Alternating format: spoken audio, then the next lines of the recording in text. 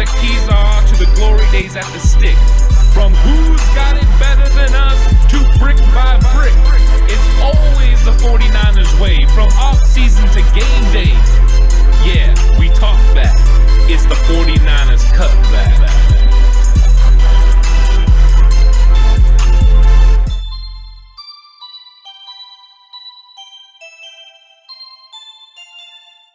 It's 49ers Cutback podcast time! Lots of cool storylines coming out of training camp for the 49ers, and we're going to get into some of those and talk about some really cool things that are going to happen in the future and that have happened already at training camp. I'm Anthony Robertson, and here with me is the Horst, Alex Horst. What's up, Horsty? What's going on, everyone? Good to be here, ready for another exciting podcast. And Alex Asania. What's up, Alex? Not much, man. Let's dive into all of this fun news and all these fun things that are happening with this team. So Dante Pettis recently spoke with the media, and he gave some insight into his offseason and what his mindset is for 2020. Horst, what do you think about what Dante Pettis had to say? Is he on his way to having a bounce-back season and producing big time for the 49ers in 2020? I thought it was super interesting what he had to say. He shouldered the blame for the problems, which shows a big sign of maturity for a young guy like that. He admitted that he brought the problems on himself. He did allude a little bit to some mental illness issues, which he made it seem like are more under control now. I think everyone that watches football and watched him play in college knows that the type of talent that Dante Pettis possesses. Browning throwing end zone. Pettis one-handed. Watch the concentration for Dante Pettis. He extends, brings it into his body, and maintains control. Dante Pettis possesses the talent to be a game-changing player. There's a reason they traded up and took him in the second round. He's got all the Pac-12 records for punt returning, which that's a conference that's had a lot of good punt returners, including Reggie Bush. So, I mean, to break those records is impressive. He's also, during his first year, he showed quite a bit why he was such a high pick. He ran some nasty routes, made corners look bad, made some big plays. Sacks the last 2 years for Hunter. Garoppolo, pressure again, he's in trouble. Spins away momentarily, throwing end zone, taking a shot, and it is caught for the touchdown. The rookie Pettis, spectacular.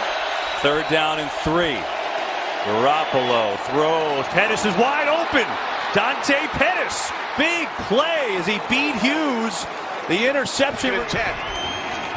Mullins over the middle. It's Pettis, and he is in for a 49ers touchdown. Dante Pettis. And here's a pass to Pettis. He'll get the first down and gets into the end zone for the touchdown. Mullins to the end zone to Pettis. Touchdown! Last year he showed up out of shape, wasn't as mentally into it as he should have been, and he admits he did not take Shanahan getting on to him about it very well. He has now corrected those things, and by all accounts is having a good camp. I wouldn't be shocked at all if Dante Pettis had a bounce-back year. As a matter of fact, the way things are going, the Niners kind of need Dante Pettis to have a bounce-back year. I think it would be in the best interest of both sides. But even before the injuries, I think, yes, Dante Pettis is going to have a big bounce-back year. I mean, I'm not talking 100 catches for 1,500 yards, but I'm talking a good 50 catches for 700-800 yards. And I wouldn't be shocked at all if he could pull that off because he's a very talented guy. If you think about it, everything that he said lines up with his first year and how well he actually did as a rookie. With he didn't have Garoppolo for the full season. He only had Garoppolo for those last 5 games. 27 catches, 467 yards, 5 TDs. That's 25% of his catches essentially were touchdowns as a rookie, playing with bad quarterbacks and Garoppolo for 5 games.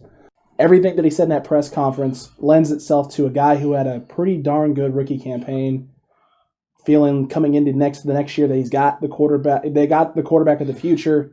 He's going to be a guy they heavily rely on. Yeah, they drafted this rookie Deebo, but I've been here for a year.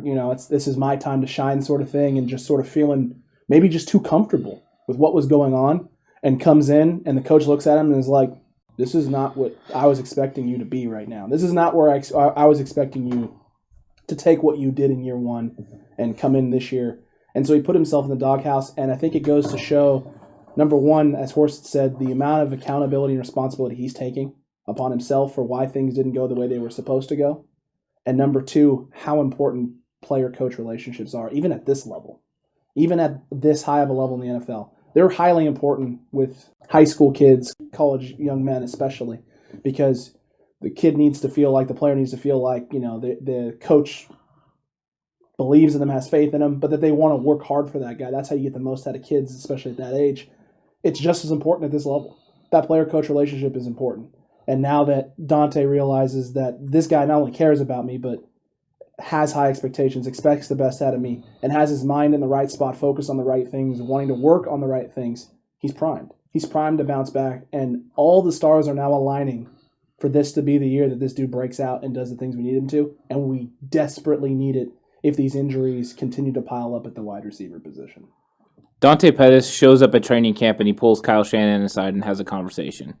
I think that shows the growth, from a player, that he just can do that, admit that he was wrong, admit the things that he needed to change. Another thing that really stuck out to me when he was talking about his interview is one of the reporters brought up the point that some players on the team were critical of him and his performance last year. And he said, I don't know which players you're talking about, but I didn't play well last year, so any criticism of me is warranted. So he's learned to accept that he didn't do well, take responsibility for his actions, and that's the first step in moving forward. So now he's in a better headspace. He said coronavirus actually was very good for him because it changed his mindset and what he was able to do. He was able to focus on himself. He got his body more right than he's ever been before. He got his mind right, which is more important than anything. And I think now he's moving in a positive direction. And if you take care of those things, he was already a good football player. Football will take care of itself. But when your mind's not right, you can't play good football. It's a fact. When you got things going on and you can't, push those things aside, it affects your game. And Dante is a really good player, and I'm going to go out there on a limb and still say he's going to start at X this year. He's going to come out the first game and he's going to be a starting receiver. I don't care, who's active and who's not. I think he's going to start, and I think we're going to look for a good year from him. I don't know to what level, but I think that he's going to mirror the production he had his rookie season, probably with more catches. But I think that he's going to make an impact on the 49ers, and I think we're going to be excited that he's on the team and looking forward to what he can do in the future. In other 49er receiver news, John Lynch said that they will not rush Deebo Samuel back, and there is still a chance that he could be back for week 1, and Shanahan confirmed this. With this being said, will Deebo start the season on the active roster, or should they be really careful and keep him on the PUP list? Barring a setback, you activate him. I think they wait until the clock strikes 12, that very last day, right before the whatever the activation date is, so that he's available for week 1. I think they activate him, but I don't think he plays week 1. I think they're going to activate him because, barring a setback, I don't think it's going to take him to week 6 to be 100% ready. He probably will be ready closer to week 3, I would imagine. So I don't think if you're confident he's gonna be ready by week 2, week 3, you activate him. And barring a setback, there's no reason to keep him on the PUP list. They're gonna activate him, ready to go, and he's just gonna be sitting there in just waiting. Sitting there and waiting. He won't be active to play. I think they can afford one roster spot for Deebo because it's Deebo.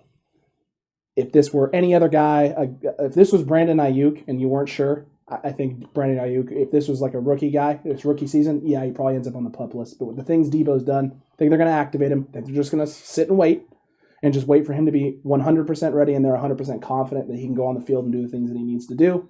And I think that's probably going to come around week 3. Week 3 most likely. I don't think there's any reason to keep him on the PUP list and wait till week 6. There's no reason for it. Unless there's a setback, unless you're convinced he's not going to be ready by week 3. If it's going to be week 4, week 5 potentially, then you wait him and hold him out till week 6. But I don't think it's going to take an additional 6 weeks for him to be 100% healthy and for them to feel comfortable. When the injury initially happened, they said it was 12 to 16 weeks, and the 12 weeks aligned right with week 1. So if he's on the early side of this, then yeah, he can come back right now and play, week 1. I think they are going to be super cautious. I mean, you just had the Jalen Hurd injury. Brandon Ayuk's grabbing his hamstring at training camp. I think you just have nightmares thinking about your receiver position, all the stuff that happened with Trent Taylor last year. So I think they are going to be cautious. I think if the medical professionals tell them 100% he's good, he will not re-injure it, he will be fine, I think that they'll go ahead and keep him active. But with foot injuries, it's always scary. You're always worried because those things don't heal right. They can break easily again, so you have to be real careful. But I think they're going to be cautious. I do now think he's going to be active. I think that some of the things that have happened maybe would force their hand. I think if Jalen Hurd wasn't out for the season, that they would have the luxury of waiting. And I think they would have waited just to make sure. But now they don't have that luxury, and I think they go ahead and keep him active. And hopefully he can play week 1. If not, week 2, week 3, somewhere in there. That 16 weeks will be, week 4. So anytime in that period, I think they will need him when they play Philadelphia. So hopefully he's back by then. Yeah, I think that Deebo's going to be active out of camp. I do not think he's going to play week 1. I think we'll see Deebo week 3, week 4, somewhere in there. But I don't think he's going to be on the PUP list. I think he'll be ready before week 6. And to me, he's so important to the offense that I don't care if it's week 5 that he's going to be healthy. You still keep him on the active roster if you're going to get an extra game out of him. He's that important.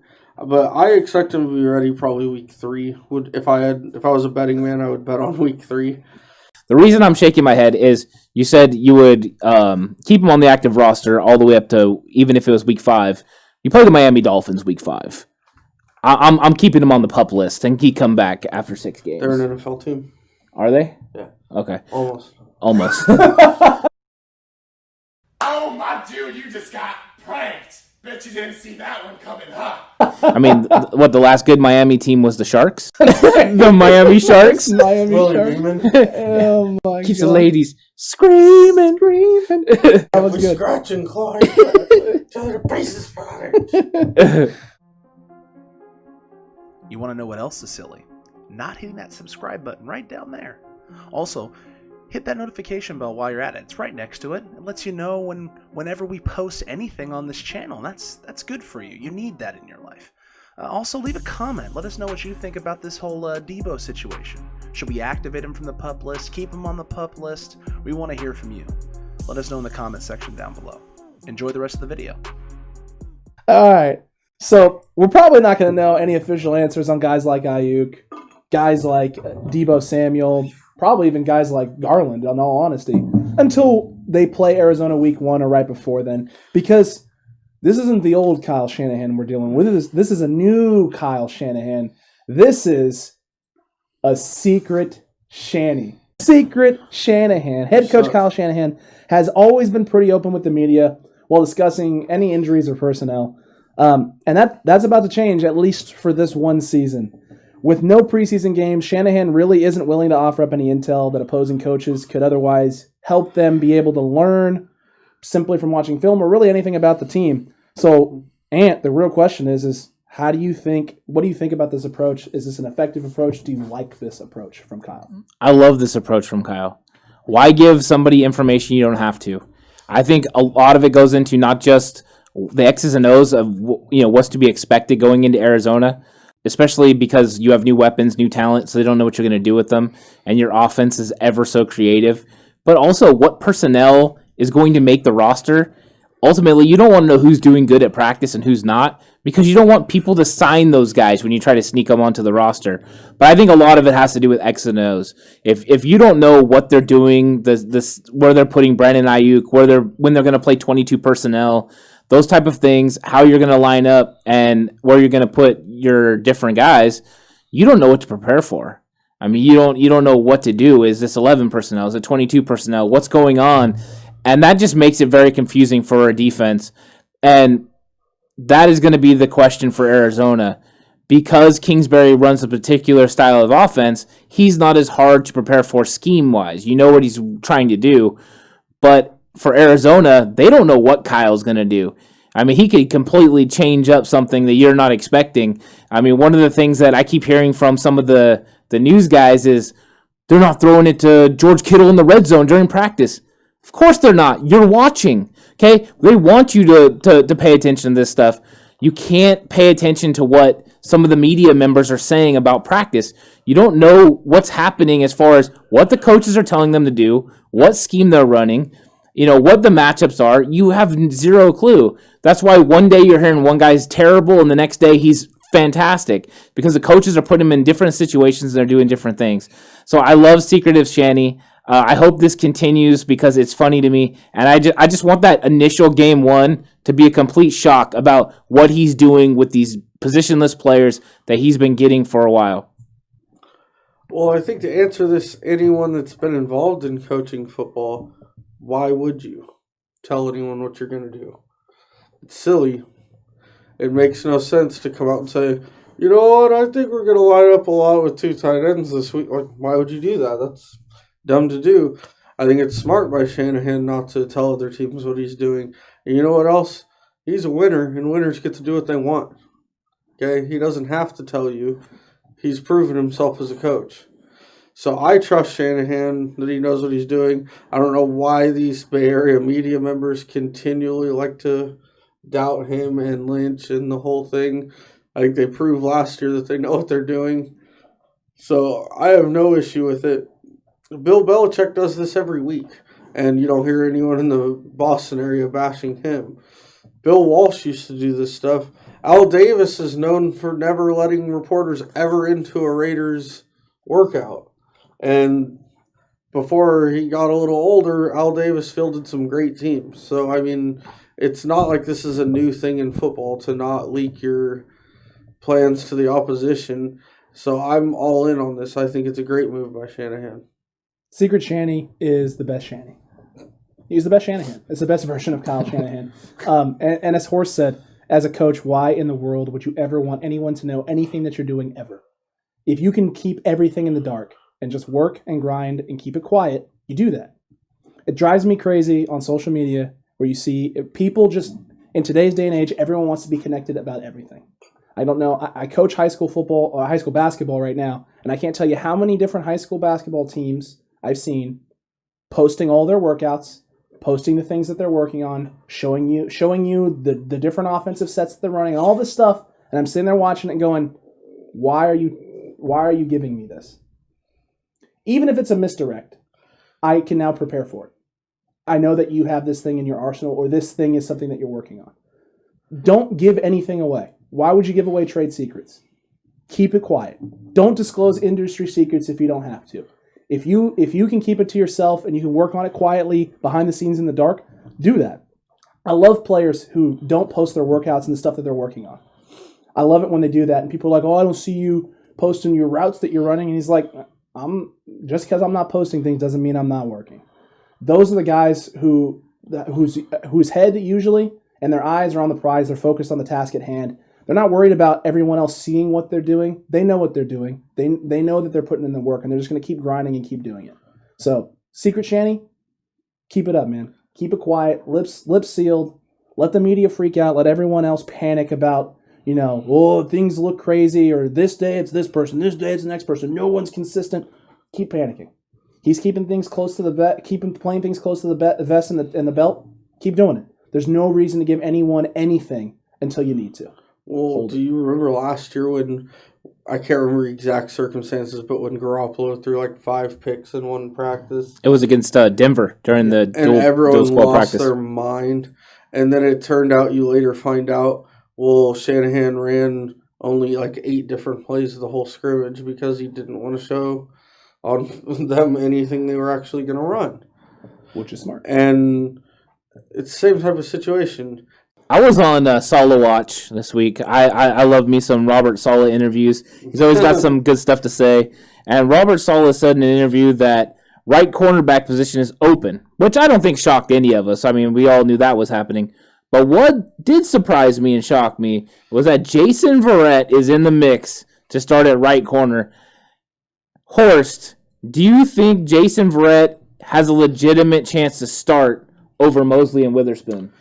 If you remember going back to our defensive backs podcast, I actually said that Jason Verrett had a good chance of starting at that spot if he's healthy.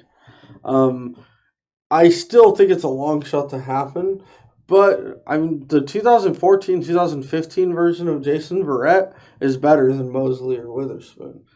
I still expect Mosely to come out of this the starter, but it doesn't shock me that Verrett's pushing them for reps and playing time because when Verrett's healthy, he's a really good player. It's not surprising at all, and it's actually great to hear that he's practicing at a high level because even if he doesn't start, that just means our depth is 4 corners deep now instead of 2 or 3. That's a great thing to hear, that when we need to go with multiple DBs, that Verrett's a good option and he's ready to rock. It may also explain why someone like a DeMarcus Acey was just let go if Verrett is playing at that kind of a level. The big thing for me with this is, like you had said, Horst, the 2014-2015 version of Jason Verrett is a Pro Bowler. 3 picks, 12 passes defended, started every game, looked like an absolute monster in San Diego at the time. He's been injured since then, hasn't been able to stay healthy. That version of Jason Verrett is better than the 1 interception, 8 passes defended by Mosely, and the 1 interception, 9 passes defended by Witherspoon. So if he's that version of himself, if he's clawed his way and climbed his way back to, I think he's 28 now, so that would have been what, the 24-year-old version of Jason Verrett, roughly, then I mean, I'm licking the chops and salivating right now at the idea of him, Sherman, Mosely, and Witherspoon just having those 4 around. I mean, the things you can now do with the defense, and you've talked about it a lot, Ant, moving Sherman to something like safety. If you can do that and have a guy like have Mosely and Verrett on occasion there with Sherman playing in a safety position, that's scary. It's a lot of good things you can do with that defense if you can move pieces around. I think, like you agree, Horst, I agree that Mosley's probably going to be the guy that ends up starting. I know they were giving Witherspoon very early in training camp a lot of first-team reps, really trying to build up that confidence again with him. I'm leaning towards Mosely as the starter, but if everything they're saying about Verrett is true and this isn't some sort of misdirect, if he's playing this well and this lights out and he has a chance to be the starting cornerback, my goodness, did we get a steal in bringing this guy back in. He's a really good player. It kind of surprised me because I didn't think he was going to be in the mix as fast after last year. He kind of had a bad showing, but it just proves that he wasn't right. I mean, he just really wasn't healthy. He wasn't right. And I think he is now. I was shocked when I've realized he was only 28 years old. I mean, he's really not an old guy. He's somebody that's still young, able to play. And the cool thing was yesterday it came out that he ran a 22.3 miles per hour during practice. Okay, so that means this dude's back to his 4.4 speed, and that means that he's healthy. He's ready to roll, and it's always been the health. He's got through the ACL issues now. So if he is ready to play and play at a high level, look for it to ratchet up here in the next week or so, and then I think we'll get a really good idea of who's going to start. They've been moving these guys through Witherspoon, Mosely, and Verrett, and I think Verrett actually does have a really good chance to start. I'm not ready to call him the starter yet.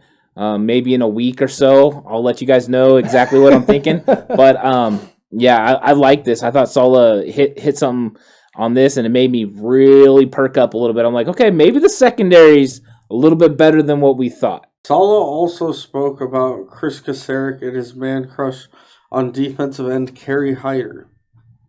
Saleh admitted that he has one on Ronald Blair. With this revelation, do you believe Kerry Hyder is a lock to make this team? I wouldn't say lock, but I think it's trending that way. It's trending towards lock. I don't think it's lock yet. It's not solidified, but it's trending towards lock. You don't put that out there unless you're feeling like this guy's going to be a monster for you. 2016 in Detroit, he had 8 sacks in only 2 starts. He did play all 16 games, but he played 64% of their snaps with 8 sacks. And since then, really hasn't been 100% healthy the rest of the way through. 2018, he was healthier than he's been in the past previous few years, and it showed. He had a couple sacks that year and played a lot more. I think he played 42% of the snaps that season. So when he's healthy, he's been a huge rotational piece everywhere he's been. And so for Kasarik, a guy like Kasarik, he's looking at him going, biting, like just salivating, going, oh my God, this dude's back. He's back. And if he's back and can be 2016, back to what he was in 2016 in Detroit, you know, we got ourselves a gem here. We got ourselves a steal. So he's trending towards lock. I wouldn't say he's there yet. like you said, give me another week. Let me see what's coming out. Let me see if there's some film that leaks out showing him dominating on the against the O line and 1-on-1s and team drills. And maybe I'd be willing to say lock. I don't think he's there yet, but he's getting close. Lock it up. You got to lock it up. You better lock it up. You better lock it up. No, you lock it up. You lock it up. Lock it up. This is absolutely true. He's a lock to make the roster. The thing that people don't understand is Chris Kacerek coached him in 2016 when he had the big year, and then the next year he tore his Achilles, so he was out for the whole season. And Kacerek left and went to Miami, so they haven't been back together. But since Kacerek has been around Saleh, he's been talking about Kerry Hyder, and he's just been bringing him up, talking about him. He has a huge man crush on him, and he fits the wide 9 system. But with Kerry Hyder, he can also play inside, so he's a pass rusher that can play from the inside. That's very needed in the 49ers system. So that way you can move him inside on obvious passing downs, and he can still give you a good pass rush, but he can play outside, fill in for Bosa and that thing. So he's definitely very pivotal to what they do. So Chris Kacerek's love for him is warranted, and this is an absolute lock. Kerry Hyder is going to be on the team week 1 versus Arizona. Yeah, even before I found out about this man love here going on, a lot of dude sweat, I thought that Kerry Hyder was a lock to make the team, especially with the injuries to Blair and Julian Taylor and those guys. But even if those guys were healthy, I think he makes the team. He's a solid veteran player. He's never going to be the star of your defense, but he's a guy you want on your defensive line. You want in your defensive line room as a rotation player. Anytime he's been healthy, he's been a solid piece to a good defensive line. And the fact that Kacerek apparently has a man crush on him makes it even bigger. Makes it more obvious that he's going to make the team. Coaches rarely talk about guys like that they aren't going to keep on their team. Because if they weren't going to keep him and they liked him, as we've talked about earlier, they wouldn't want other teams to know the level he's performing at in their camp. It's that simple. Speaking of locks, the Seahawks announced that they actually may not lock it all up for the season. They're saying that they were going to play some home games without fans, but they kept the door slightly ajar for a chance that fans could attend the 49ers game in Seattle. And if the Seahawks do end up having fans for their home games, they're going to have an advantage. But if they don't, do they lose their home field advantage? Absolutely. I think the fact that they're still trying to leave it open just shows they're nervous. And the game that was brought up most is the 49ers. They're worried about this in a big way because it's always given them an advantage, and now the advantage is erased. And now when offenses can freely communicate, that's a problem for them. But I think it's a problem for all the teams because it's going to be a lot harder without the noise. The noise, the energy. Now that's the other thing. You have to be able to manufacture energy to play football. Growing up, all of us that played football played in front of small crowds. So we're used to playing in that you can manufacture energy. I don't worry about the 49ers manufacturing energy. Have you met any of their players? Are crazy. Like, these guys are hyped up all the time. The energy is going to be there. The Quan Alexander's not going to let there be a single moment. George Kittle's going to be going crazy, running around. It doesn't matter if there's one fan or 4,000 million fans. This guy's going to go crazy. So I think that they're going to be fine with it, but I think Seattle is going to struggle. I mean, Big Russ, he's going to be unlimited to nobody because there's going to be no one there to watch him. And so I think it's going to affect them. And I can't wait. I can't wait to hear it just silent, except for more than likely they're going to pipe in noise to try to make it more realistic, but some Thunderdome style stuff. But yeah, I think it is going to make a big difference this year. Atlanta's getting really excited about that too. They're super pumped about piping in noise. Oh, yeah, they're prepared. Well, they're allowing fans though. Atlanta is allowing. Oh, I guarantee. Are they going to get fans and piped in noise? Oh, they already do that. I think this shows one thing about Pete Carroll. The old man's scared. He doesn't want it. They know what's going to happen when the Niners come up there. It doesn't matter if there's 80,000 people or one person. They know what's coming this year. They're done. Their reign's over. Pete Carroll's going to choke on that gum. I don't care if there's fans in the crowd, but yeah, it's going to be a huge disadvantage for them because they're so used to having that advantage.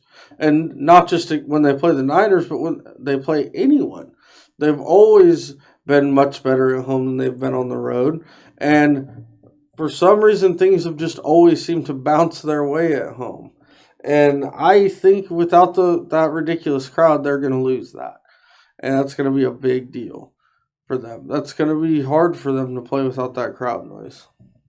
Yeah, Ant, you said it. The manufactured energy. The Niners don't need to manufacture energy. Bobby Wagner needs that energy. He's getting up there. That old cowboy. He doesn't got a lot of juice left. He needs that fan base screaming, that 12th man there doing their thing.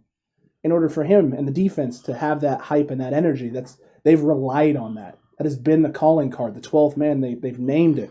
It's the selling point for that Seattle franchise, especially for their defense. Without it, how much of it do you really have? How much of that energy that defense has had over the last decade has been from the fans, and how much of it has been from their actual players on the field? The Legion of Boom's gone. It's not there. It ain't coming from that. They've been heavily reliant on that fan base, creating noise, making energy, being one of the loudest stadiums in the league. No amount of manufactured, pumped in, piped in noise is going to match what those fans were bringing to the table for that team to feed off of. And if you don't have it, that's a big hole to fill. And it makes a whole heck of a lot easier for teams to communicate in Seattle and audible, especially on the offensive end. If you can do that freely now without fear of making a mistake or someone mishearing you, it's going to be a whole heck of a lot easier to show things, get their defense to show what they're doing, or fall into a coverage and then audible out of it and change to the play you need to without fear of not everyone being on the same page. So I think it changes the entire dynamic. I think that's why they're keeping the door open, is they're sitting there going, God, if there was a way we can get something in here to get close to the level that the stadium noise has been at, then we need to, because even they know they're on the edge here. They're on the edge of the window finally being closed for them and them needing to go into a full rebuild, and they're going to hold on as long as humanly possible. No manufactured energy needed on this podcast. Nope. Chalk another one up, guys. Make sure to click the subscribe button. Hit the notification bell so you'll be notified every time we post a video. Like this video, comment on this video, share this video. And those other videos, like right over here, there's going to be 2 boxes. You can click on one of those also. It's good stuff. You don't want to miss it. Really, I'm serious. Click on it. I can wait.